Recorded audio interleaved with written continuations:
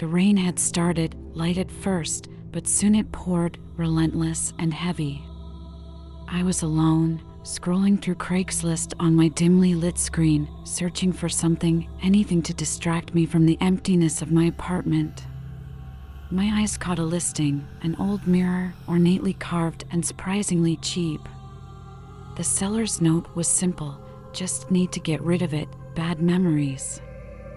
I chuckled, dismissing any thought of danger. After all, it was just a mirror. I messaged the seller, a quick exchange, and arranged to pick it up the next day. His house, at the edge of town, looked abandoned, with overgrown weeds and windows boarded up as if to keep something out, or perhaps in. The door creaked open before I could knock, revealing a man, pale, with eyes that seemed too tired to truly see. "It's upstairs," he muttered, leading the way. Every step he took seemed labored, as if each one was a monumental effort. The room was dust-filled, air-stale, with the mirror standing against the wall. It was larger than I expected, its frame intricately detailed, yet there was something unsettling about it. The glass seemed to swirl slightly, like looking into thick, dark water. "Take it," the man urged, voice barely a whisper, "and never bring it back." His insistence sent a chill down my spine, but the allure of the mirror, with its gothic charm, was too strong to resist. Back home, the mirror was even more mesmerizing. I cleaned it, watching as my reflection seemed to clear from the fog. That night, the air grew oppressively thick, my dreams filled with whispers and fleeting shadows. I awoke to my own scream, the room bathed in moonlight, and my reflection watching me, but not mimicking. No, it was smiling, as if it knew something I did not. The next few days were a blur of shadows darting just out of sight and whispers that seemed to echo from the mirror. I tried to ignore it, to convince myself it was just stress or a lack of sleep. But then came the night when the air turned cold, and I saw her, a woman in the mirror, her eyes hollow, her expression twisted in a silent scream. She beckoned with a hand that moved like broken twigs in a breeze. I stumbled back, heart racing, as the glass began to ripple like the surface of a disturbed pond. "Help me," she whispered, voice like the wind through dead leaves. "He trapped me." Her words were desperate, eyes pleading. I reached out, fingers trembling, and the moment I touched the mirror, the room spun. I was no longer in my apartment, but a dark, damp place, the air heavy with the scent of decay. The woman stood before me, her body translucent, her eyes now pools of deep sadness. "He used the mirror to trap me here," she explained, "and now you two are bound." Panic rose like bile in my throat. I turned, trying to find a way out, but the darkness was impenetrable. Suddenly, a light flickered, and I was back in my room, the mirror still in front of me, but now cracked. The woman's voice was a distant echo: "Break the cycle, free us both." I didn't understand, my mind a whirlwind of fear and confusion. Could I trust a spirit?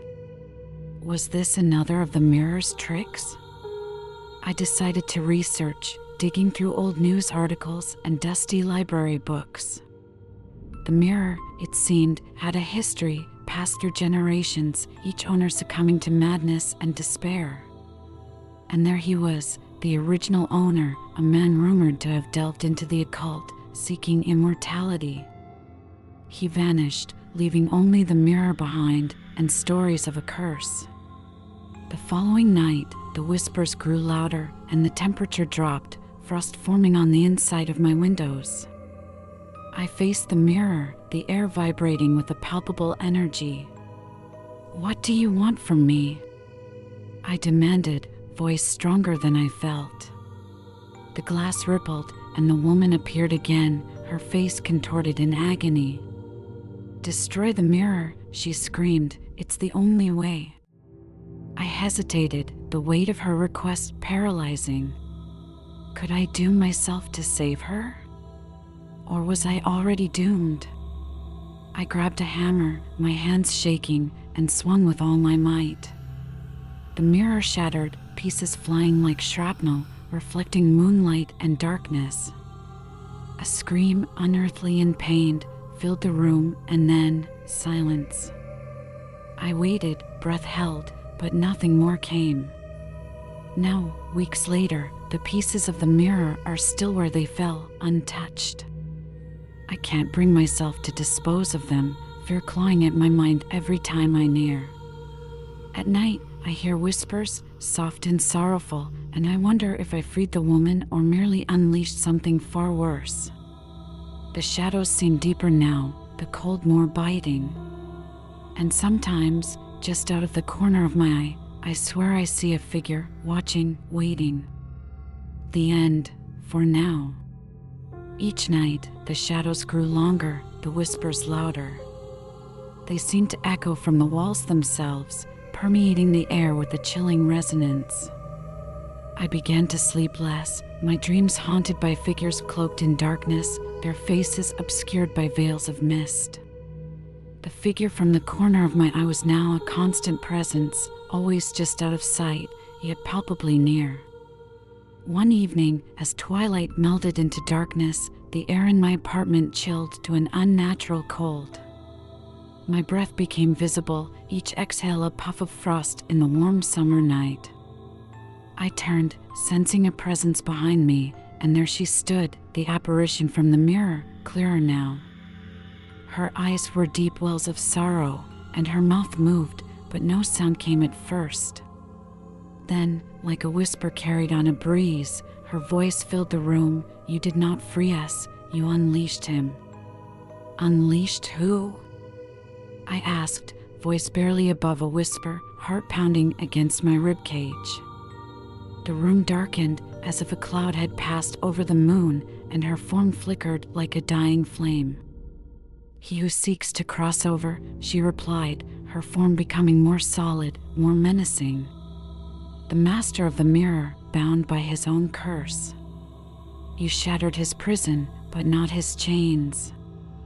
As she spoke, a low growl filled the air, a sound so primal and filled with malice it seemed to scrape against my very soul. The temperature dropped further, my fingers numb as I clutched at the air, trying to ward off the darkness that crept closer. The woman's eyes, once filled with sadness, now blazed with a terrifying urgency. "Find the pieces, bind them together. It is the only way to stop him." I scrambled to collect the shattered pieces of the mirror, each shard ice-cold and sharp. Blood dripped from my fingers, mingling with the silvery glass. As I gathered them, the growl intensified, and shadows swirled around the room like dark smoke. My heart raced, and sweat beaded on my brow despite the cold. I could feel his anger, his power growing with each passing second. Suddenly, a loud bang shook the room, the door slamming open with such force it splintered. A figure stood there, taller than any man, shrouded in a cloak of utter darkness. Its eyes, if it had any, were hidden, but I felt its gaze, heavy and hateful. The woman's apparition flickered rapidly, as if struggling to maintain her presence. "Hurry," she gasped, her voice a fading echo. With trembling hands, I tried to align the shards, but they were cold and slippery with my own blood. The figure moved closer, each step resonant with the sound of a heartbeat, slow and deliberate. I could feel the malice emanating from it, a suffocating force that threatened to overwhelm me. "Leave this place," it boomed, a voice not spoken but felt, vibrating through my very bones. But I persisted, driven by a desperate hope that I could still fix this, still lock away the horror I had unwittingly freed. The figure paused, as if amused by my efforts. Then, with a motion too quick to see, it swept the pieces from my grasp, scattering them like leaves in a storm. I watched in horror as the shards flew across the room, embedding themselves in walls, in the floor, beyond my reach. "You cannot bind what you do not understand," the figure intoned, its voice a symphony of nightmares. I backed away, stumbling over my own feet, my back hitting the cold wall. The woman's apparition appeared once more, her figure now barely visible, a ghost of a ghost. "Find the heart," she whispered, her voice so faint it was almost lost in the darkness. "The heart of the mirror, the centerpiece." I looked around frantically, my eyes catching a glint of silver under the couch.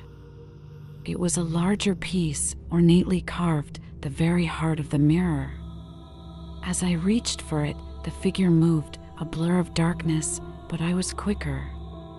My fingers wrapped around the cold metal, and immediately I felt a surge of energy, a shockwave of power. The room brightened for a moment, the shadows recoiling as if burnt by the light. The figure halted, a growl of frustration escaping it. I held the heart of the mirror high, its surface reflecting not my face, but a blinding light. "Back!" I shouted, not knowing if my words would have any effect. The figure recoiled, its form wavering, then it charged, faster than thought, a nightmare made flesh. I braced myself, clutching the shard like a talisman, hoping against hope that it would be enough. The air crackled with energy, the ground beneath my feet vibrating. The battle, unseen but fiercely fought, was about to begin. And in the heart of that chaos, I stood, the last line between reality and the darkness that sought to devour it.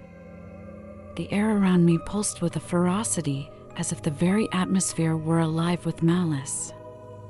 Holding the heart of the mirror aloft, its light seemed to pulse in tandem with my own racing heart. The figure, a mass of shadows and terror, paused, its form flickering at the edges like a flame start of oxygen.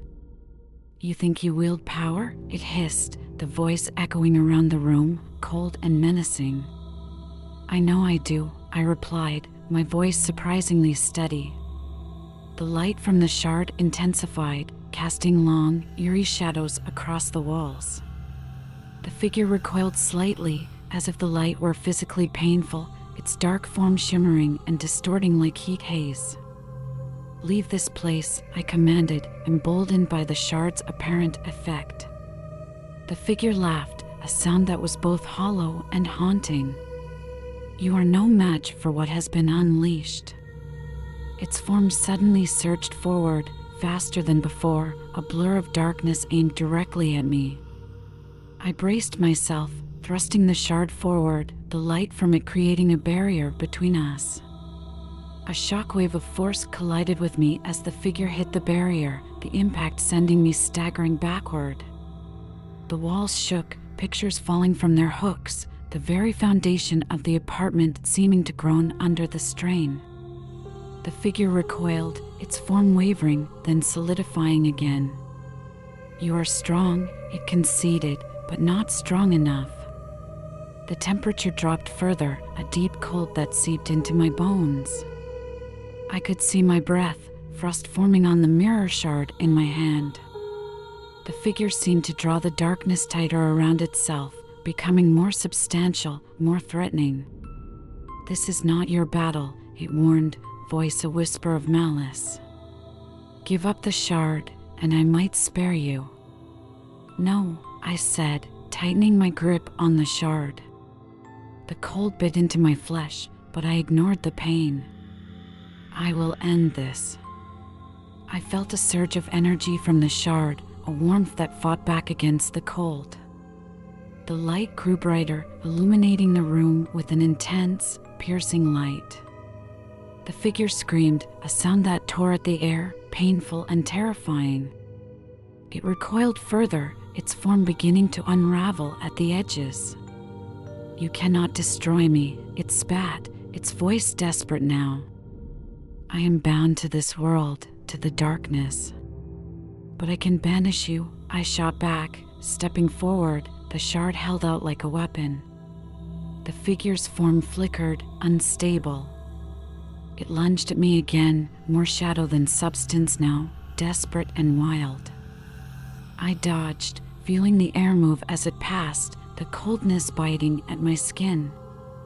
"You will fail," it hissed, regathering its form for another attack. But I could see it weakening, the light from the shard cutting through its darkness like a knife through shadow. I advanced, chanting words I didn't know I knew, words that seemed to come from the shard itself, imbued with power and light. The figure paused, its form trembling. "What are you doing?" it demanded, fear creeping into its voice for the first time. The room vibrated with the power of the words, the light from the shard blinding now. I felt the air crackle, the power building to a crescendo. "I am ending this curse," I declared, the words ringing out strong and clear. The figure gave a final, ear-splitting scream, then exploded in a burst of shadow and light, the force of it knocking me off my feet. I hit the ground hard, the shard clattering away from my grasp. Lying there, breathless and dazed, I watched as the light from the shard faded, its job done. The room was silent now, the oppressive darkness gone, replaced by the soft, normal shadows of night. I lay there for a moment, catching my breath, my heart still pounding. Slowly, I stood, my body aching, my mind reeling from what had just occurred. The threat was gone, I hoped, banished by the power of the mirror shard. But the relief was short-lived. As I turned, I noticed the shard, now dull and seemingly inert, on the floor. A faint, almost imperceptible whisper seemed to emanate from it, a whisper that chilled me to my core. Not gone, just waiting. The voice was gone as quickly as it came, but the implication was clear. This was not over. There was more to this curse, more darkness to confront.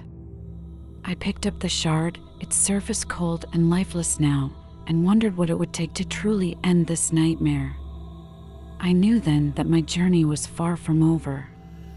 There was more to learn, more to understand about the mirror and its dark legacy. As I pondered my next steps, I realized that the battle might have been won, but the war against the darkness was just beginning. The next morning found me restless, unsettled by the events of the previous night.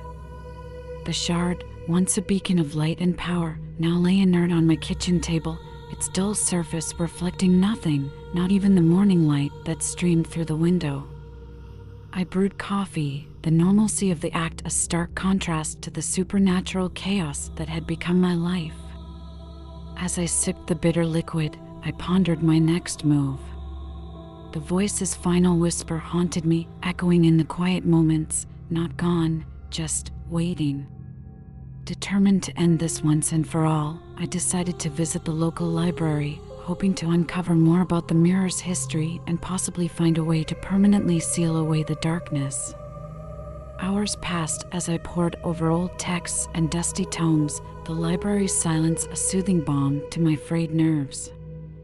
Then I stumbled upon it, an ancient manuscript detailing rituals of containment and banishment used by mystics long forgotten.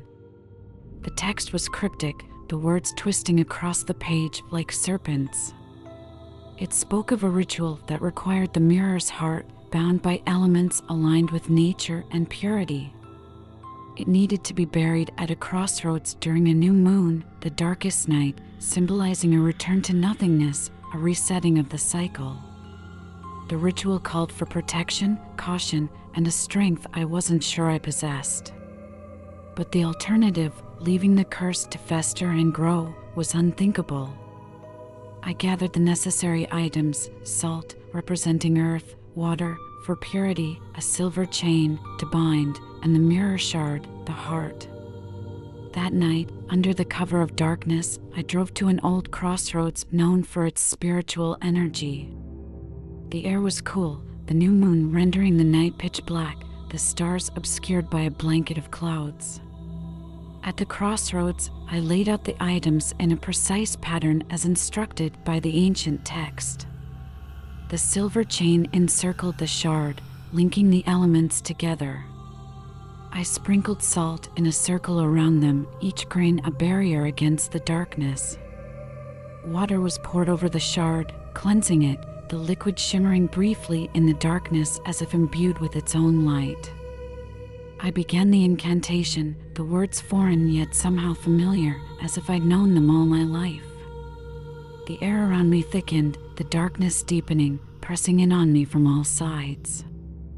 I could feel it watching, the malevolence that had haunted me, waiting for a slip, a crack in my defenses. But I continued, my voice steady, the words flowing like a sacred river. As the ritual neared its end, the ground beneath me trembled, a low growl filling the air, resonant with anger and defiance. But I did not falter. I repeated the final lines of the incantation, my voice a commanding shout in the night. The ground shook, the air sparked, and then, as I spoke the last word, a brilliant light burst forth from the shard, illuminating the crossroads like a beacon. The light was blinding, pure, and cleansing.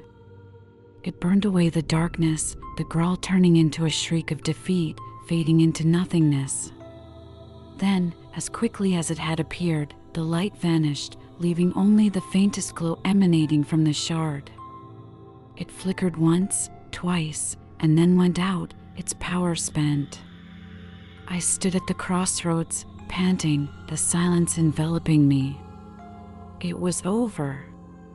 The darkness was gone, banished by the ritual, sealed away by the elements and the words of power. I buried the shard at the crossroads, a final safeguard to ensure the curse would never return. As I filled in the hole, I felt a weight lift from my shoulders, a breath I hadn't realized I'd been holding released.